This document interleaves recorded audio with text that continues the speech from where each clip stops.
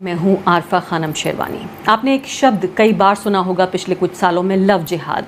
Love जिहाद यानी कि एक ऐसा पॉलिटिकल प्रोपेगेंडा, एक ऐसा पॉलिटिकल झूठ मैं जिसे कहूँगी, जिसे बार बार बोला जा रहा है ताकि लोग उसे सच समझ लें। और इस झूठ का मतलब यह है, इस आरोप पे ये कहा जाता है कि मुस्लिम समुदाय से संबंध रखने वाले युवा जो गैर मुस्लिम या हिंदू या सिख जो महिलाएं हैं, उनको अपने प्रेम के जाल में फंसाकर उनसे शादी करते हैं ताकि उन्हें इस्लाम में कन्वर्ट किया जाए। भारत की सरकार के पास इसका कोई डेटा नहीं है। नेशनल कमीशन फॉर वुमेन ने साफ तौर पे कहा उनके पास कोई डेटा नहीं है। इसके अलावा भारत के कानून में इसकी कोई जगह नहीं है। इस शब्द को रिकग्नाइज नहीं किया गया है लव जिहाद नाम के, लेकिन इस पर कानून बन चुके हैं। इस पर मैं ज़रूर चर्चा करूँगी, लेकिन फ़िलहाल जो महत्वपूर्ण बात है वो कश्मीर से उठ रही है कि यानी अभी तक जो बाकी देश के दूसरे हिस्सों में जो आवाज़ उठाई जा रही थी, खासकर दक्षिणपंथी जो हिंदुत्ववादी समूह हैं उनके ज़रिए, कि ये इस तरह का कोई एक प्रचार प्रसार हो रहा है जहां मासूम लड़कियों को फंसाया जा रहा है। वो अलग बात है कि देश का संविधान ये कहता है कि 18 साल से ऊपर के किसी भी व्यक्ति को अपनी सरकार, अपना जीवन साथी और तमाम बड़े फैसले लेने का अधिकार है। रविवार को लेकिन जम्मू कश्मीर में एक बड़ी घटना हुई जहां अकाली दल के नेता हैं मनजिंदर सिंह सिरसा, उन्होंने एक विरोध प्रदर्शन किया और आरोप लगाया गया कि एक 18 साल की लड़की का जबरन बंदूक लगा के उसकी कनपट्टी पर उसका धर्म परिवर्तन किया गया, उसकी किडनैपिंग की गई है और एक बड़ी उम्र के व्यक्ति से उसकी ज़बरदस्ती शादी कर दी गई है। आरोप ये भी लगाया गया कि सिर्फ ये एक मामला नहीं है बल्कि 4 इस तरह के केसेस हैं। हालांकि जे.एन.के पुलिस ने सिर्फ एक ही केस की बात मानी है कि इस तरह का कोई शिकायत उनके पास पहुंची है।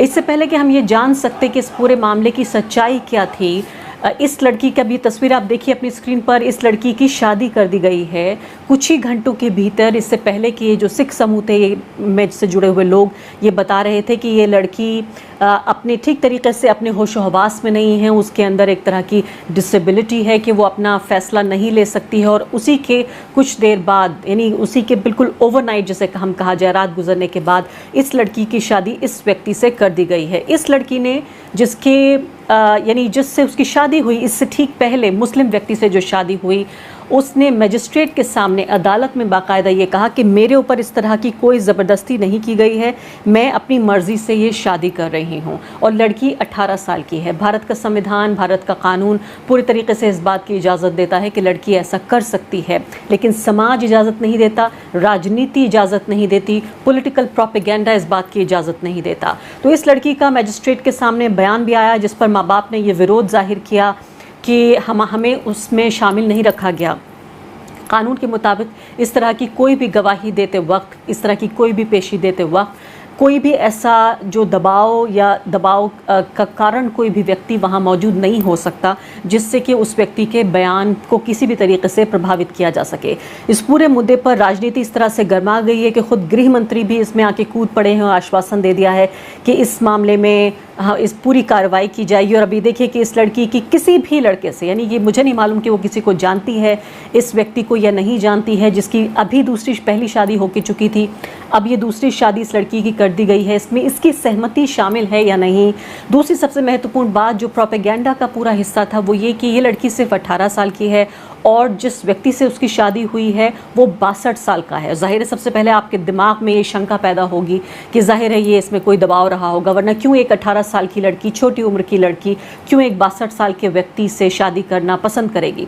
अब जो डिटेल्स हमारे सामने उभर कर सामने आ रही हैं वो ये कि लड़की 18 नहीं बल्कि लड़की 21 साल की हो सकती है। जैसे मैंने कहा कि अभी तथ्य भी इस तरह के हैं कि तथ्यों की जो पवित्रता थी, जो एक तरह से ये माना जाता था कि फैक्ट्स जो हैं वो हमेशा सीक्रेट रहेंगे, आज के पोस्ट ट्रूथ दौर में, यानी सत्य के पार हम हो चुके हैं, वो दौर गुजर चुका है, सबके अपने अपने सच जो हैं वो सामने आ रहे हैं। अब ये लड़की 18 नहीं बल्कि 21 साल की हो सकती है और बाकायदा ये रिपोर्ट मिल रही है कि ये 62 साल का व्यक्ति नहीं है, 29 साल का ये व्यक्ति है जिससे उसकी शादी हुई। इस व्यक्ति को पुलिस ने गिरफ्तार भी कर लिया है क्योंकि जाहिर है एक बड़ा राजनीतिक दबाव भी देखने को मिल रहा है।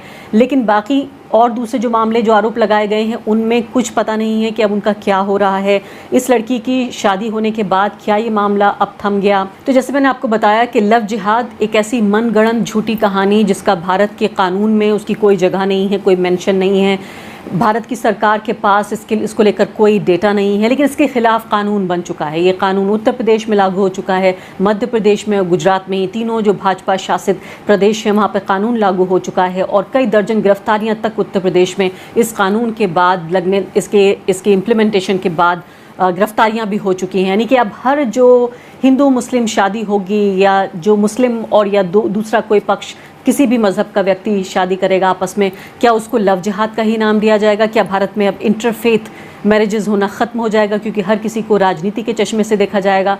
आइए पहले इस लड़की की बात सुन लेते हैं, इससे पहले कि मैं चर्चा करूं अपने मेहमानों से और समझने की कोशिश करूं कि ये मुद्दा अब यहाँ से कहाँ जा रहा है। ये 29 साल की लड़की जो कहती है कि मैंने अपनी मर्ज़ी से अपना धर्म परिवर्तन किया, अपनी मर्ज़ी से उसने शादी की, लेकिन उसके बावजूद भी उसके साथ क्या सलूक किया गया। तन्मीत मैं हूँ। मेरा मसला आज का नहीं है। मैं 2012 में कन्वर्टेड हुई हूँ। 2014 में मेरे निकाह हुए हैं मेरे बैचमेट मुजफ्फर के साथ, जो मेरी और उसकी रजामंदी से हुए हैं। उसके बाद 6 जून 2021 में अपने घर से निकली। मैंने अपने घर में कॉल भी किया कि मैं अपनी मर्जी से निकली हूँ, मुझे ढूंढना नहीं। और विद इन 2 घंटे में पुलिस ने मुझे लोकेट कर दिया और सदर पुलिस स्टेशन बागात ले आए, जिसमें ऑलरेडी पूरी सिख कम्युनिटी और मेरी फैमिली वहां पर थी। उसके बाद एसएचओ ने मेरा स्टेटमेंट लिया, जो मेरा स्टेटमेंट सिर्फ ओरल ले रहा था। मैंने उसको ये बोला, आप मेरा स्टेटमेंट रिटन कीजिए, आप जो मैं बोल रही हूँ आप रिटन कीजिए। मैं उनको ये बता रही थी 2012 में मैं कन्वर्टेड हुई हूँ, 2014 में मेरे निकाह हुए हैं, मेरे डॉक्यूमेंट्स हाई कोर्ट के हैं, आप एक बार डॉक्यूमेंट्स चेक कीजिए मेरे। और इतना सब कुछ सुन के भी लड़के को लॉकअप में डाला गया था, उसके ऊपर एक्ट्स और चार्जेस लगा दिए गए थे। मैं उनको बार बार बोल रही थी कि मेरा 2012 में कन्वर्टेड हूँ मैं 29 ईयर ओल्ड गर्ल हूँ। मैं एक छोटी बच्ची आपने पकड़ के नहीं लाई कि आप मुझे मेरी फैमिली की ओर हैंड ओवर कर रहे हो।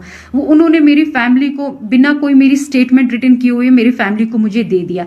मैं बार बार उनसे ये कह रही थी कि प्लीज आप मेरे डॉक्यूमेंट्स देखिए। उन्होंने मेरे डॉक्यूमेंट्स चेक भी किए, स्टिल उन्होंने मेरी फैमिली को मुझे हैंड ओवर कर दिया। और उसके बाद ही नेक्स्ट डे 7th को मेरी फैमिली मुझे यहाँ से जम्मू ले गई। और जम्मू जाते ही क्या हुआ, जम्मू जाते ही वो लोग मुझे पंजाब ले गए।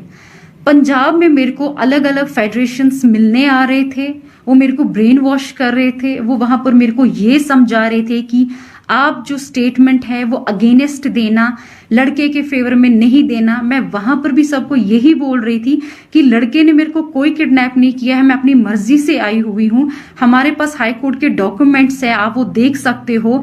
लड़के के ऊपर जो भी एक्ट्स लगे हैं वो बेसलेस हैं, फॉल्स हैं, क्योंकि ये सब मेरी रजामंदी से हुआ है। हमारे जो डॉक्यूमेंट्स है वो हाई कोर्ट के डॉक्यूमेंट्स हैं।